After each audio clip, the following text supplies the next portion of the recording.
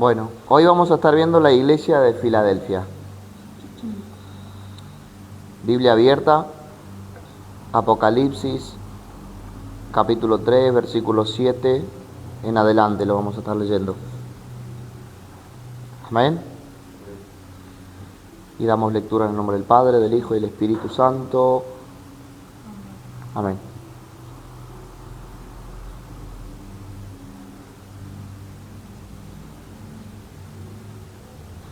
Escribe al ángel de la iglesia en Filadelfia. Esto dice el santo, el verdadero, el que tiene la llave de David, el que abre y ninguno cierra, y cierra y ninguno abre. Yo conozco tus obras. He aquí he puesto delante de ti una puerta abierta, la cual nadie puede cerrar, porque aunque tienes pocas fuerzas, has guardado mi palabra y no has negado mi nombre. He aquí yo entrego de la sinagoga de Satanás a los que dicen ser judíos y no lo son, sino que mienten. He aquí yo haré que vengan y se postren a tus pies y reconozcan que yo te he amado. Por cuanto has guardado la palabra de mi paciencia, yo también te guardaré de la hora de la prueba que ha de venir sobre el mundo entero para probar a los moradores de la tierra. He aquí yo vengo pronto, retén lo que tienes, para que ninguno tome tu corona.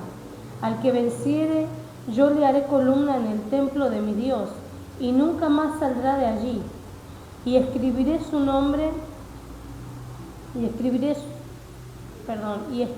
sobre él el nombre de mi Dios, y el nombre de la ciudad de mi Dios, la nueva Jerusalén, la cual desciende del cielo, de mi Dios,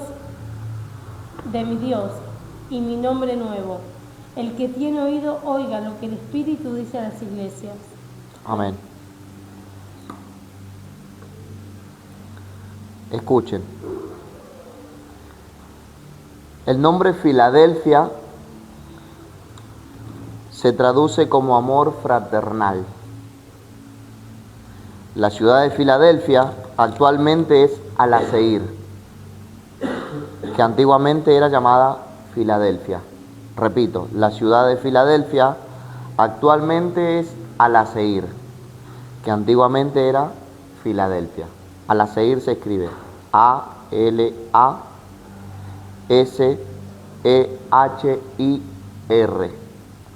Al-Aseir. Tiene una historia antigua y compleja. Fue fundada en el siglo II a.C. por Atalo Filadelfo, rey de Pérgamo, de quien tomó su propio nombre para esta ciudad. Filadelfia, que significa amor fraternal. Y esto es en la traducción griega, este es en el idioma griego, amor fraternal. La ciudad fue un importante centro comercial y cultural en la región. Amén. El versículo 7 dice: escribe al ángel de la iglesia en Filadelfia. Esto dice el santo, el verdadero, el que tiene la llave de David, el que abre y ninguno cierra, y cierra y ninguno abre. Esto dice el santo y el verdadero. Él es el verdadero. Él es el santo. Amén. Dice, el que tiene la llave de David, el que abre y ninguno cierra, y cierra y ninguno abre. Se refiere al hecho de que Cristo tiene la autoridad total. El que cierra y ninguno abre, y abre y ninguno cierra. Amén. O sea que Él tiene la autoridad total. En la antigüedad, el mayordomo del palacio de Jerusalén portaba una llave física de grandes dimensiones sobre su hombro, como máximo símbolo de autoridad. Solo éste podría abrir y cerrar. Se dice que el mayordomo tenía una llave en su hombro, la cual no era una llave como nosotros tenemos actualmente, la que se puede guardar en el bolsillo. Era una llave grande, de grandes dimensiones. Y más o menos 30 centímetros y más. Y dice que el mayordomo la colgaba sobre su hombro. Y este se paseaba en el palacio como símbolo de autoridad. Amén. Escuchen, ya que este era el administrador y encargado de la casa real, o sea, el palacio. Amén. Vamos a ver Isaías 22, 20 al 22. Anótenlo.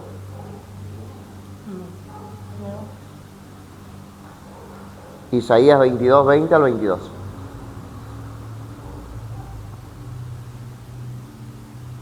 Amén. En aquel día llamaré a mi siervo Eliaquim, hijo de Hilcías, y lo vestiré de tus vestiduras, y lo ceñiré de tu talabarte, y entregaré en sus manos tu potestad, y será padre al morador de Jerusalén y a la casa de Judá. Y pondré la llave de la casa de David sobre su hombro, y abrirá y nadie cerrará, cerrará y nadie abrirá. Escuchen, Sebna fue el mayordomo en aquel entonces, el cual Dios decretó sobre él destrucción, ya que se desvió del camino de Dios, por causa de su orgullo, ambición y estatus social, nombrando Dios a Eliaquim como su sustituto en el cargo. O sea, anteriormente el mayordomo era Sebna, por eso el Señor lo destituye de su cargo a Sebna y en su lugar pone a Eliaquim.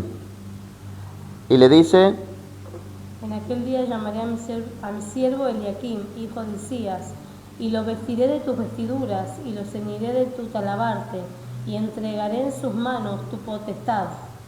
O sea, tu autoridad, todo lo que tú tienes, eso le está diciendo el Señor. Y será padre al morador de Jerusalén y a la casa de Judá, y pondré la llave de la casa de David sobre su hombro. Y abrirá y nadie cerrará, cerrará y nadie abrirá. Este hombre, este mayordomo, Sebna, era el encargado del palacio. Este tenía la llave del palacio. Este podría abrir y cerrar cuantas veces quisiera. Pero se desvió de la palabra, se desvió del Señor. Entonces el Señor lo destituye, poniendo en su lugar a Eliaquim, dándole toda la autoridad a Eliaquim. Todo lo que poseía Sebna, el Señor se lo pasa a Eliaquim. Escuche, yo abrí un paréntesis nada más acá. Dice, uno no le es fiel al Señor hasta que tiene la oportunidad de serle infiel. O sea, que mientras no haya oportunidad de serle infiel al Señor, nosotros le vamos a ser fiel. Mientras no hay lucha, mientras no hay prueba, mientras no hay dificultad, somos fieles al Señor. Pero realmente esa fidelidad se va a probar cuando tengamos la oportunidad de serle infiel al Señor. Entonces allí se verá nuestra fidelidad. Amén. Dice, Jesús tiene toda esa autoridad suprema. Esto significa que Él es el único que decide quién entra al reino de Dios. Porque dice, escribe el ángel de la iglesia en Filadelfia. Esto dice el santo, el verdadero, el que tiene la llave de David. El que abre y ninguno cierra, y cierra y ninguno abre. La misma autoridad que tenía el mayordomo en aquel entonces, la tiene Cristo Jesús. Él cierra y ninguno abre. Y abre y ninguno cierra. Voy a volver a leer esto. Jesús tiene toda esa autoridad suprema. ¿Qué autoridad? La que abre y ninguno cierra. Y cierra y ninguno abre. La misma autoridad que tenía el mayordomo de abrir el palacio, de la misma manera tiene la autoridad Cristo Jesús para abrir el reino. Él decide quién entra al reino. Amén. Él abrió la puerta de la salvación y la vida eterna. ¿Quién? ¿Quién abrió la puerta de la salvación? Cristo Jesús abrió la puerta de la salvación y la vida eterna para toda la humanidad, para que todo aquel que en Él cree no se pierda, sino que tenga vida eterna. y nadie puede revocar su decisión. Nadie le puede decir nada. ¿Sabe por qué? Porque Él es la máxima autoridad. Él puede abrir y cerrar y nadie le puede decir nada. Amén. Versículo 8 dice: yo conozco tus obras. He aquí he puesto delante de ti una puerta abierta, la cual nadie puede cerrar, porque aunque tienes poca fuerza, has guardado mi palabra y no has negado mi nombre. Escuche, esta puerta abierta puede referirse a la preparación del camino para enviar el Evangelio en todo el mundo, como también la puerta de la salvación en el arrebatamiento. Esta podría ser la puerta que Juan vio abierta en el capítulo 4, versículo 1, que lo vamos a ver más adelante. Voy a volver a repetir esto. Esta puerta abierta puede referirse a la preparación del camino del Evangelio en todo el mundo, como también la puerta de la salvación en el arrebatamiento. Esta podría ser la puerta que Juan vio abierta en el cielo en el capítulo 4, versículo 1. Cuando dice que tiene poca fuerza, no se está refiriendo a la falta de fuerza espiritual, sino a la fuerza física. Esto significa que había pocos creyentes en comparación con los incrédulos. Estos pocos creyentes se hallaban enteramente entregados al Señor. Aunque eran pocos, se hallaban enteramente entregados al Señor, ya que ellos guardaban su palabra y no habían negado su nombre. Versículo 9. He aquí yo entrego de la sinagoga de Satanás a los que se dicen ser judíos y no lo son, sino que mienten. He aquí yo haré que vengan y se postren a tus pies y reconozcan que yo te he amado. Escuchen, el Señor no considera verdaderos judíos a todos aquellos que rechazan a Cristo y a los que rechazaron a Cristo. En el reino venidero, cuando Cristo venga a gobernar sobre la tierra personalmente, todos los que le rechazaron se postrarán a sus pies. Todos aquellos que le rechazaron tendrán que postrarse a sus pies. Amén. Versículo 10. Por cuanto has guardado la palabra de mi paciencia, yo también te guardaré de la hora de la prueba que ha de venir sobre el mundo entero, para probar a los que moran sobre la tierra. Voy a volver a leer esto. Por cuanto has guardado la palabra de mi paciencia, yo también te guardaré de la hora de la prueba que ha de venir sobre el mundo entero, para probar a los que moran sobre la tierra. Escuche, es evidente que la iglesia será arrebatada antes de la gran tribulación, ya que la promesa del Señor es: te guardaré de la hora de la prueba que ha de venir sobre el mundo entero. No dice te guardaré durante la prueba ni después de la prueba, sino de la prueba. Amén. No dice durante ni después, sino de la hora de la prueba que ha de venir sobre el mundo entero, para probar a los que moran sobre la tierra. Porque escuchen, hay algunas teorías que dicen que la iglesia sí pasará por la tribulación, y otra que dice que la iglesia será arrebatada después de la tribulación. Y está la que nosotros creemos, que la iglesia será arrebatada antes de la hora de la prueba, o sea, antes de la tribulación, porque dice te guardaré de, no en, sino de, no dice después, sino de. Amén. Vamos a ver a un hombre llamado Enoc, el cual fue arrebatado por Dios antes del diluvio. Amén.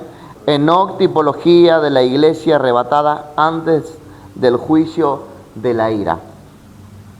La Biblia menciona a un hombre llamado Enoc, el cual fue arrebatado por Dios 669 años antes del diluvio. Repito, la Biblia menciona a un hombre llamado Enoc, el cual fue arrebatado por Dios 669 años antes del diluvio. Y eso lo vamos a ver en Génesis capítulo 5, versículo 21 al 24. Génesis 5, 21-24. Amén. Leemos. Vivió Enoc 65 años y engendró a Matusalem. Y caminó Enoc con Dios después que engendró a Matusalem 300 años y engendró hijos e hijas. Y fueron todos los días de Enoc 365 años. Escuchen, presten atención. Caminó pues Enoc con Dios y desapareció porque le llevó Dios. Desapareció porque le llevó Dios. ¿Por qué? Porque Enoc caminó con Dios. Escuche, Enoc es el símbolo de la iglesia arrebatada, pre-tribulacional.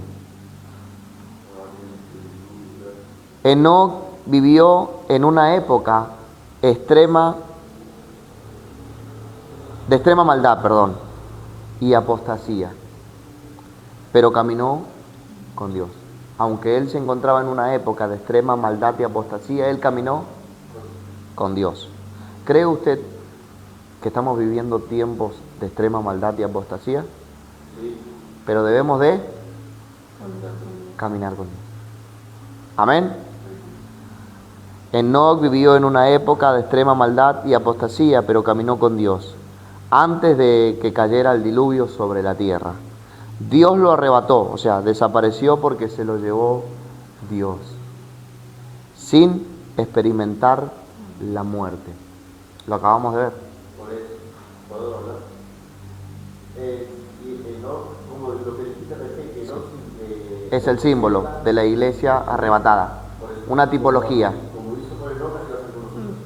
De la misma manera que fue arrebatado Enoc, será arrebatada la iglesia. Enoc fue arrebatado 669 años antes del diluvio. De la misma manera, la iglesia será arrebatada antes de la gran tribulación, antes del juicio. El diluvio representa juicio para la tierra. La tribulación es el juicio, la ira de Dios sobre la tierra. Amén. La tipología enseña que de la misma manera será quitada la iglesia de la tierra, justo antes de que comience el juicio de la gran tribulación. O sea, la tipología enseña que de la misma manera que fue arrebatado Enoc, será arrebatada la iglesia antes del juicio. Te guardaré de, no en, sino te guardaré de la hora de la prueba que va a venir sobre el mundo entero para probar a los que moran sobre la tierra. Escuche. El mundo antediluviano había llegado a un nivel extremo. La corrupción, violencia y pensamiento maligno era de continuo, solamente el mal. Génesis 6:5.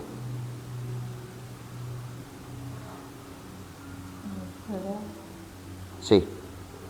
Y vio Jehová que la maldad de los hombres era mucha en la tierra, y que todo designio de los pensamientos del corazón de ellos era continuo, solamente el mal.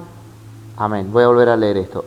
El mundo antediluviano, o sea, antes del diluvio, había llegado a tal nivel extremo de corrupción, violencia y pensamiento maligno que de continuo solamente tenían el hacer el mal. El juicio del diluvio era inminente. Conocemos todos la historia de Noé, la historia del diluvio, amén. De la misma manera, el Nuevo Testamento advierte que en los últimos días vendrán tiempos peligrosos de apostasía y maldad multiplicada. Segunda de Timoteo 3:1-5. De la misma manera, el Nuevo Testamento advierte que en los últimos días vendrán tiempos peligrosos, apostasía y una maldad multiplicada. Segunda de Timoteo 3:1-5.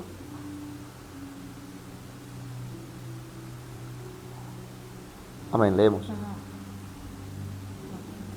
3:1 al 5. También debes saber esto, que en los postreros días vendrán tiempos peligrosos, porque habrá hombres amadores de sí mismos, ávaros, vanagloriosos, soberbios, blasfemos, desobedientes a los padres, ingratos, impíos, sin afecto natural, implacables, Calumniadores, interperantes, crueles, interperantes, aborrecedores de lo bueno, traidores, impetuosos, infatuados, amadores de los deleites más que de Dios, que tendrán apariencia de piedad, pero negarán la eficacia de ella. A estos evita. evita. Vuelvo a repetir esto. El mundo antediluviano había llegado a tal nivel extremo de corrupción y violencia que solamente en ellos había de continuo hacer el mal. De la misma manera, el Nuevo Testamento nos advierte que en los últimos días vendrían tiempos peligrosos, tiempos de apostasía y una maldad multiplicada, dejando al mundo listo para el juicio de la gran tribulación. La Biblia destaca de Enoc una característica fundamental: caminó Enoc con Dios. Lo vimos en el versículo 24 de Génesis 6. Y tuvo testimonio de haber agradado a Dios. Hebreos 11:5. Hebreos 11:5.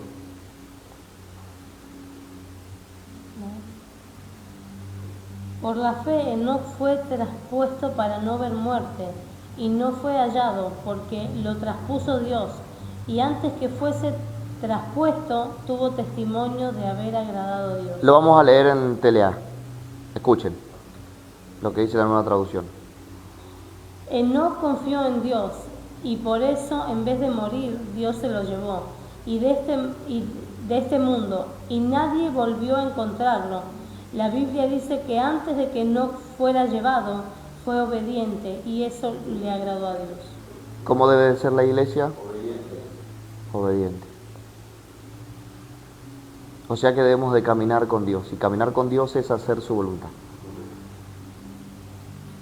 Es poner por práctica su palabra.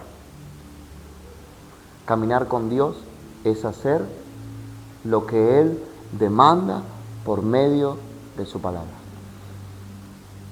Hay mandamientos que el Señor nos da en su palabra. Amén. La volvés a la Reina Valera. De la misma manera que fue arrebatado Enoc, será arrebatada la iglesia antes del juicio. ¿Usted cree eso? ¿Usted lo cree? Yo no soy de los que quieren pasar por la tribulación. Yo quiero ser arrebatado antes por el Señor. Creemos en esta enseñanza, creemos en esta doctrina, creemos que Enoc es la tipología de la iglesia arrebatada. Amén. De la misma manera, los creyentes deben representar a la iglesia fiel. De la misma manera, usted y yo debemos de representar a la iglesia fiel, que vive en santidad, fe y comunión íntima con el Señor, en medio de una generación perversa. Aunque el mundo esté corrompido, nosotros debemos de caminar con Dios y hacerlo con santidad, en santidad. Debemos de andar con el Señor caminando en rectitud, en santidad, en una comunión íntima con el Señor. Amén. En medio de una generación perversa. La iglesia será arrebatada en un abrir y cerrar de ojos, siendo llevada al cielo para encontrarse con Cristo en el aire. Primera de Tesalonicenses 4, 16 y 17. 4, 16. Y 17. Porque el Señor mismo, con voz de mando, con voz de arcángel y con trompeta de Dios, descenderá del cielo, y los muertos en Cristo resucitarán primero. Luego nosotros los que vivimos, los que hayamos quedado, seremos arrebatados juntamente con ellos en las nubes para recibir al Señor en el aire, y así estaremos siempre con el Señor. ¿Dónde nos vamos a encontrar con el Señor? Con el Señor en el aire. En las nubes. Lo volvemos a leer. Porque el Señor mismo, con voz de mando, con voz de arcángel y con trompeta de Dios, descenderá del cielo, y los muertos en Cristo resucitarán primero. Luego nosotros, los que hemos vivido, los que Hayamos quedado. seremos Los que estemos vivos. Seremos arrebatados juntamente con ellos en las nubes para recibir al Señor en el aire, y así estaremos siempre con el Señor. Recuerdan que habíamos hablado acerca de que los muertos en Cristo resucitarán primero. Este evento se cree que es en el arrebatamiento. Los muertos en Cristo que resucitan primero son los cuerpos de los muertos. ¿Si recuerdan que habíamos mencionado esto? Mientras que nosotros seremos transformados de la misma manera que no vio la muerte, de la misma manera nosotros no veremos muerte, sino que seremos transformados en un abrir y cerrar de ojos. Dice, porque el Señor mismo con voz de mando, el Señor no será un ángel, el Señor mismo con voz de mando, con voz de arcángel y con trompeta de Dios, descenderá del cielo, y los muertos en Cristo resucitarán primero, o sea, de los cuerpos, está hablando de los cuerpos, que se unirá con el alma de los que ya están en la presencia del Señor. Y juntamente con ellos, nosotros seremos arrebatados. Amén. Luego nosotros, los que vivimos, los que hayamos quedado, seremos arrebatados juntamente con ellos en las nubes para recibir al Señor en el aire. No dice que el Señor llegará a la tierra, sino que lo recibiremos. Pero hay una teoría que dice que la iglesia pasará por la tribulación y que el Señor descenderá sobre la tierra, mientras que este versículo dice que recibiremos al Señor. La iglesia será arrebatada y llevada al cielo. No pasará por la gran tribulación. Juntamente con ellos seremos arrebatados en las nubes para recibir al Señor en el aire. Y así estaremos siempre con el Señor. Ya no habrá prueba, ya no habrá lucha, ya no habrá dificultades para entrar en el reino del Señor, sino que el Señor nos da una promesa y nos dice que estaremos para siempre con Él. ¿Usted está entendiendo? Y así estaremos para siempre con el Señor. Amén. ¿Estamos bien ahí?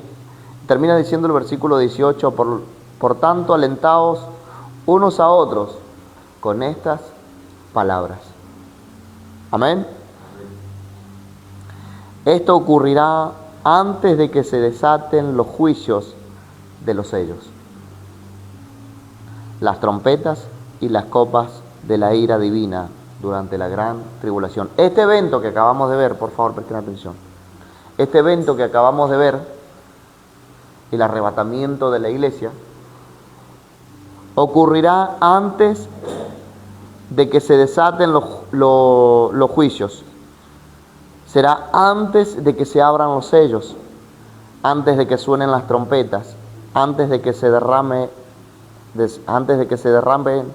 las copas de la ira divina de Dios, que será derramada en la gran tribulación. ¿Para quiénes?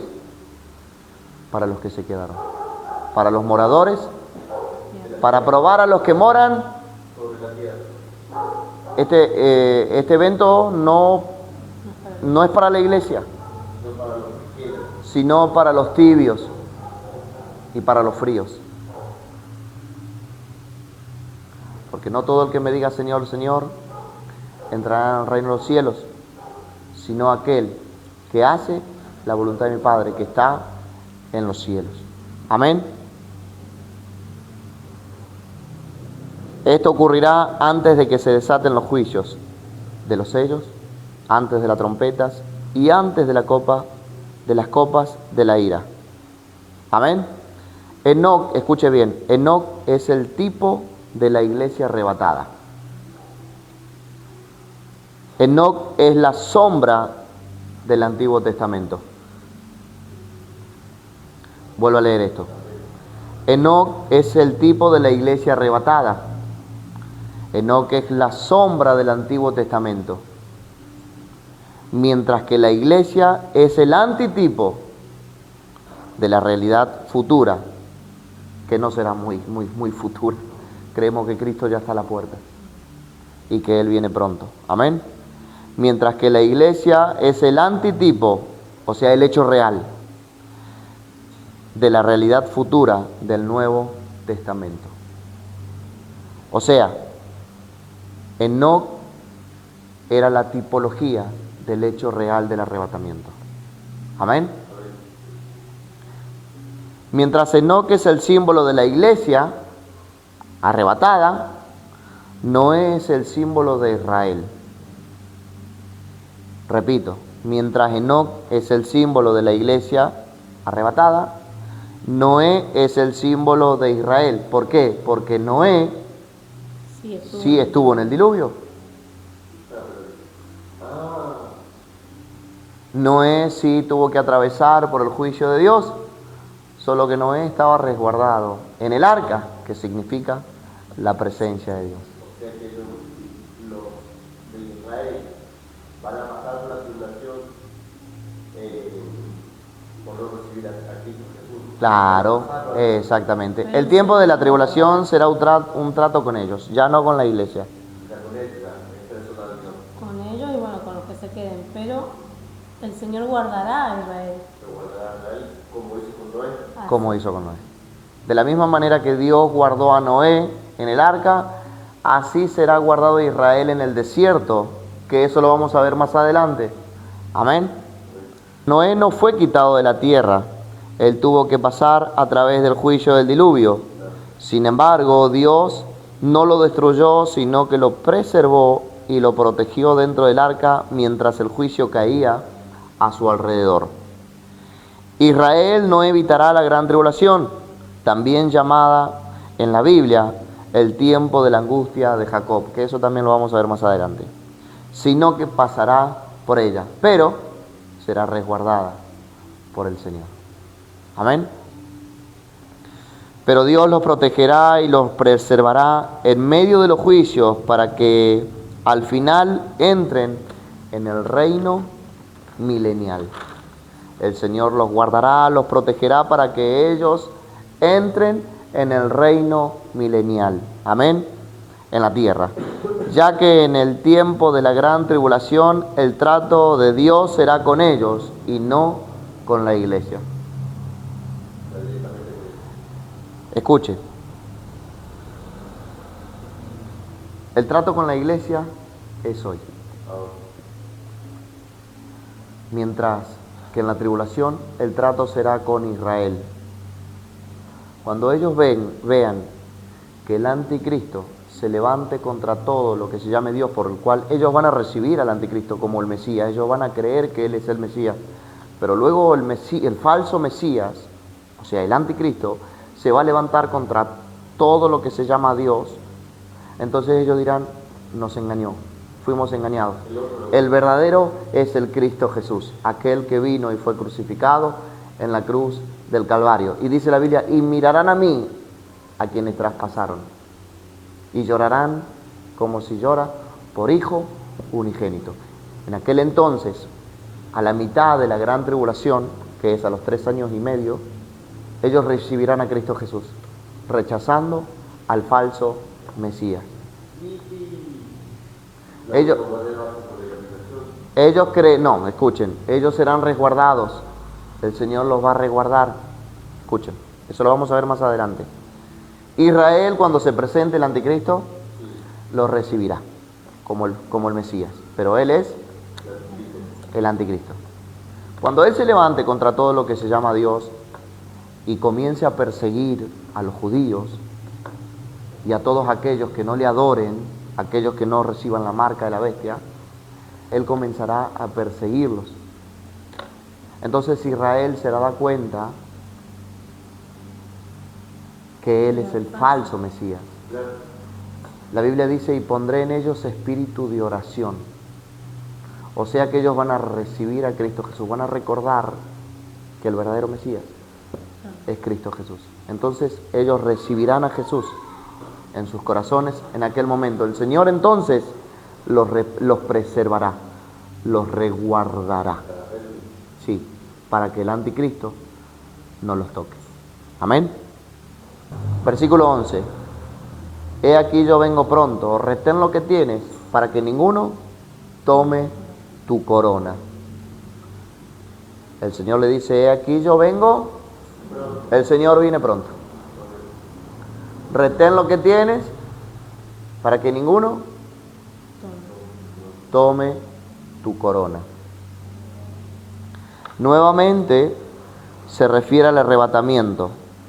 Con estas palabras, el Señor despierta a la iglesia a estar alerta y velar, ya que Él viene pronto, esperando a Cristo Jesús. Escuchen, indiscutiblemente Él vendrá y vendrá pronto.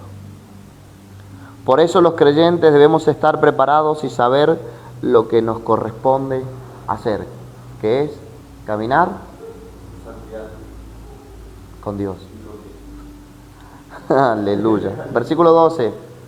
Al que venciere, yo le haré columna en el templo de mi Dios, y nunca más saldrá de allí, y escribiré sobre él el nombre de mi Dios y el nombre de la ciudad de mi Dios, la nueva Jerusalén, la cual desciende del cielo de mi Dios, y mi nombre nuevo. Escuche, dice, le haré columna en el templo de mi Dios. ¿Sabe lo que significa columna?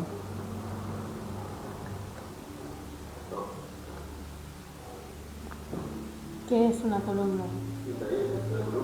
La que sostiene la casa. Es el sostén. Es algo que permanece ahí. Usted cuando planta una columna no la va a volver a sacar. Usted puede derribar la pared, puede cambiar la mesa de lugar, puede sacar una ventana, una puerta, pero la columna no la va a sacar. ¿Por qué? Porque la columna es algo permanente. Escuchen. Columna en el templo significa una posición permanente en la presencia de Dios. Nunca más saldremos de allí. Dice, al que venciere, yo le haré columna en el templo de mi Dios, o sea, en su presencia, y nunca más saldrá de allí. ¿Por qué? Porque una columna permanece. No se puede sacar una columna. Nosotros vamos a permanecer en la presencia del Señor para siempre. ¿Podemos decir gloria a Dios a eso? Columna en el templo significa una posición permanente en la presencia de Dios. Esta recompensa para el vencedor será extraordinaria, siendo una columna por la eternidad en la presencia de Dios. Amén. Versículo 13. El que tiene oído, oiga lo que el Espíritu dice a las iglesias. Escuche. El Espíritu nos dice que debemos estar listos para el arrebatamiento, ya que después de este capítulo 3, la iglesia no se menciona en la tierra. Después de este capítulo 3, la iglesia ya no se menciona acá en la tierra. ¿En qué momento se está mencionando la iglesia en la tierra? En lo que estamos viendo, en los mensajes. Después de este capítulo 3, después de este capítulo 3, la iglesia ya no se menciona en la tierra, sino que se hace mención de ella en el cielo. Escuchen, cuando el Señor le dice, he puesto delante de ti una puerta abierta, puede significar a la iglesia arrebatada. En el capítulo 4. Ya después usted va a ver que lo vamos a estar leyendo en los siguientes capítulos de Apocalipsis, la iglesia ya no se menciona en la tierra, ya no se vuelve a hacer mención de ella en la tierra. O sea que el Señor primero da la advertencia, primero envía el mensaje para que cuando venga el juicio la iglesia sea arrebatada y no tenga que estar en la tierra. Por eso la iglesia, los fieles del Señor, ya no se mencionan después del capítulo 3 en la tierra, sino en el cielo. Por eso creemos que antes de que se desate la ira de Dios, que es a partir del capítulo 6, la iglesia ya no estará en la tierra, sino que será arrebatada antes de la gran tribulación, antes de que se manifieste aquel inicuo, el hombre de pecado, el hijo de perdición. Perdón, entonces esto es prácticamente para anunciarlo a ellos, a los que se van a quedar, porque esto ya lo vamos a pasar todo. Ahora lo que se va a ver son los eventos, los desastres divinos, de las copas, la ira, los sellos, las trompetas. Pero la iglesia, Para lo que se quede. la iglesia ya no estará en aquel entonces. Pero la iglesia es advertida antes. Por eso el Señor primero envía el mensaje a la iglesia. Prepárense, que nadie tome tu corona. Vuélvanse al primer amor. Yo te daré la piedrecita. Vuelvan a las El primeras Señor obras. va preparando primero a su iglesia. ¿Para qué? Para que no se quede. ¿Por qué? Porque aquel tiempo será de angustia y dolor. Será un tiempo de tribulación y gran tribulación. Acabamos de leer en la clase anterior el capítulo 24, ¿recuerdan de Mateo? Que lo hicimos fuera de clase. Que este es el principio de dolores, o sea, las señales que estamos viendo hoy. O sea que lo que se viene no es nada comparado, es principio de dolores. ¿Saben lo que es principio de dolores? Bueno, las mujeres, cuando están por dar a luz. No es el mismo dolor el principio como cuando están dando a luz. Es principio, duele, pero lo más profundo es cuando está dando a luz. Por eso dice, es principio, son contracciones nada más lo que estamos viviendo. El dolor llegará cuando tengan que dar a luz, o sea, en la gran tribulación. Y después allá será el lloro y el crujir de dientes. O sea, el Espíritu nos dice que debemos estar listos y preparados para el arrebatamiento, ya que después de este capítulo la iglesia no se menciona en la tierra, sino en el cielo, dando inicio a este evento, el capítulo 4. O sea, dando inicio a este evento, el arrebatamiento, el capítulo 4. Sí. Por eso ya el último mensaje y después viene. Todavía estamos en el capítulo 3 y nos falta una iglesia. El capítulo 4 da inicio al arrebatamiento. Ya lo vamos a ver más adelante. Este evento lo dará el capítulo 4, ya que allí Juan vio una puerta abierta en el cielo, oyendo la voz que hablaba con él, la cual le dijo, sube acá. De la misma manera se cree que subirá la iglesia en el arrebatamiento. Amén. El capítulo 4 de Apocalipsis es la apertura del arrebatamiento de la iglesia.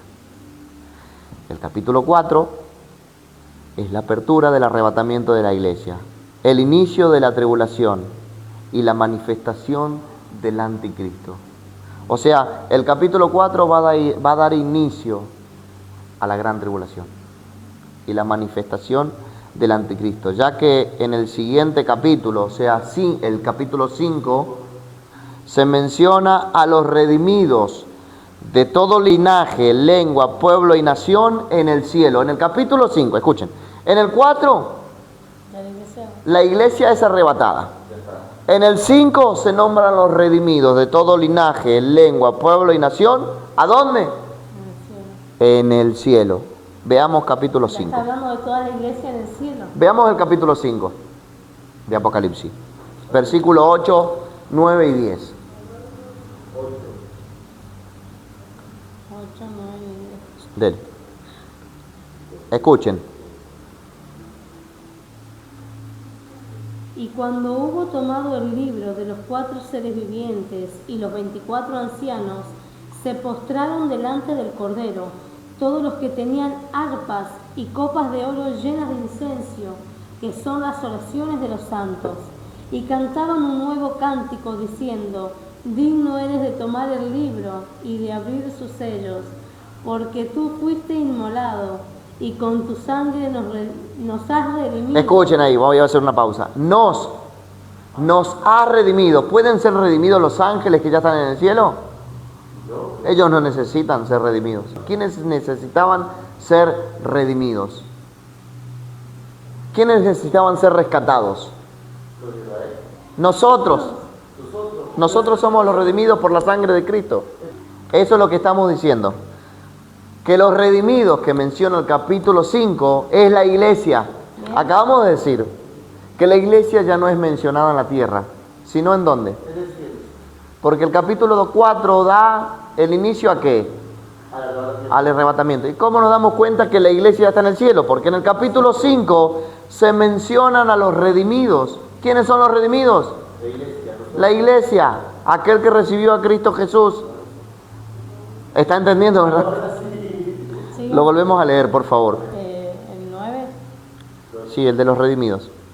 Y cantan un nuevo cántico diciendo: digno eres de tomar el libro y de abrir sus sellos, porque tú fuiste inmolado y con tu sangre nos has redimido. No dice les.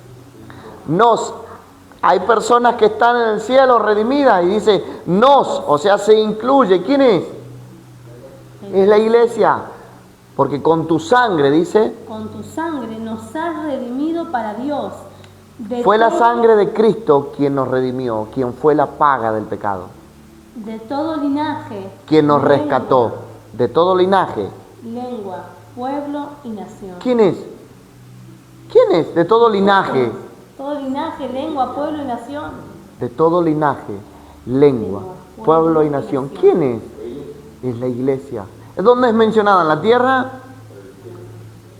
En el cielo. Continúa. Y nos has hecho para nuestro Dios reyes y sacerdotes, y reinaremos sobre la tierra. ¿Quiénes reinarán sobre la tierra? La iglesia. Siendo reyes y sacerdotes. En los sacerdotes y sacerdotes.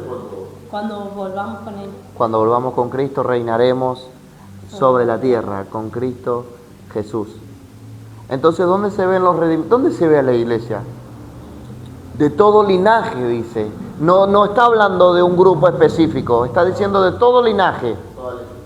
Todo el mundo. Todo el mundo recibió a Cristo Jesús. Por eso dice de todo el linaje, pueblo, lengua. Linaje, lengua, pueblo y nación. ¿De quién está hablando? De la iglesia. Nosotros, la iglesia. Amén. Escuche. El capítulo 4 de Apocalipsis es la apertura del arrebatamiento de la iglesia y el inicio de la tribulación acá en la tierra y la manifestación del anticristo.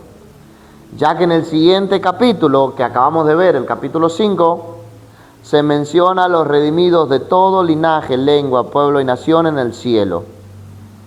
Y se vuelve a hacer mención de la iglesia casi al final, en el capítulo 19 de Apocalipsis, en las bodas del Cordero. Pero la iglesia ya no es mencionada en la tierra. Se menciona aquí en el capítulo 5 y en el capítulo 19 como la esposa del Cordero. Escuche, en el arrebatamiento la iglesia se va como novia y en la venida de Cristo visible vuelve como la esposa.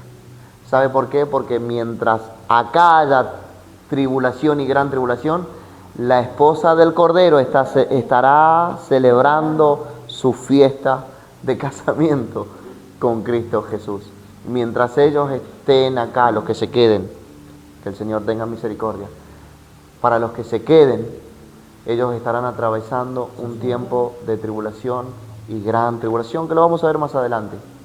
Pero la esposa del Cordero estará de fiesta en el cielo durante los 7 años. Amén. ¿Aprendimos algo hoy? dice el que tiene oído, oiga lo que dice el Espíritu a las iglesias. Versículo 12, al que venciere, yo le haré columna en el templo de mi Dios, y nunca más saldré de allí, y escribiré sobre él el nombre de mi Dios, y el nombre de la ciudad de mi Dios, la nueva Jerusalén, la cual desciende del cielo, y de mi Dios, y mi nombre nuevo. ¿Cuánto podemos decir gloria a Dios a eso? ¿Damos gracias al Señor? Pregunto, ¿hay alguna duda, alguna consulta? ¿Por qué el día lo dice sobre esto? Amén, nos ponemos de pie. Recuerden que las dudas, las consultas las dejemos para al final de la clase, para que tengamos que desarrollar bien el estudio, para que no hayan interrupciones. Y después del estudio, cuando termine la clase, si usted tiene dudas, no se vaya con la duda, pregunte. Amén, porque nosotros queremos que usted salga edificado de este lugar. Amén. Damos gracias al Señor. Amén. Señor, te damos gracias, Señor, por esta clase, por este estudio, Señor. Ayúdanos, Señor, a aprender cada vez más, Señor. Ayúdanos a caminar contigo, Señor. Ayúdanos, Señor, a estar preparados, Señor, y a vencer, Señor amado. Queremos ser, Señor, columna, Señor, en el templo de tu Padre.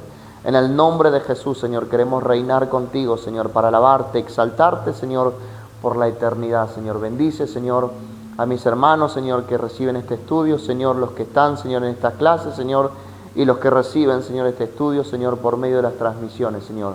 Que ellos sean edificados, Señor, por cada enseñanza, Señor. En el nombre de Jesús, trae claridad, Señor, a cada duda, Señor amado. En el nombre poderoso de Jesús, Señor, a nuestra mente, a nuestro corazón y a todo nuestro ser, Señor, para que podamos comprender y aplicar lo que tú nos estás enseñando, Señor. Ayúdanos, Señor, a estar preparados, Señor, para que cuando aquello acontezca, Señor, nosotros también podamos ser arrebatados, Señor, para estar contigo, Señor, lo cual es muchísimo mejor. Te damos gracias, Padre, Hijo y Espíritu Santo de Dios. Amén, amén y amén.